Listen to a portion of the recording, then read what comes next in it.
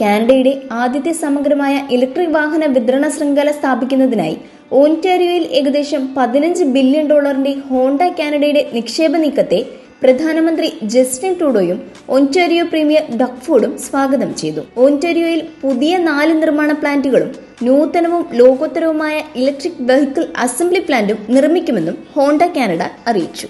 ഓന്റാരിയോയിലെ അലിസ്റ്റണിലുള്ള ഹോണ്ടയുടെ പ്ലാന്റിൽ ഒരു പുതിയ സ്റ്റാൻഡ് അലോൺ ബാറ്ററി നിർമ്മാണ പ്ലാന്റും വിതരണ ശൃംഖലയും പൂർത്തിയാക്കുമെന്നും പോസ്കോ ഫ്യൂച്ചർ എംകോ ലിമിറ്റഡുമായുള്ള സംയുക്ത സംരംഭ പങ്കാളിത്തത്തിലൂടെ ഹോണ്ട ഒരു കാഥോഡ് ആക്റ്റീവ് മെറ്റീരിയലും പ്രോസസിംഗ് പ്ലാന്റും അസാഹി കെസി കോർപ്പറേഷനുമായുള്ള സംയുക്ത സംരംഭ പങ്കാളിത്തത്തിലൂടെ ഒരു സെപ്പറേറ്റഡ് പ്ലാന്റും നിർമ്മിക്കും.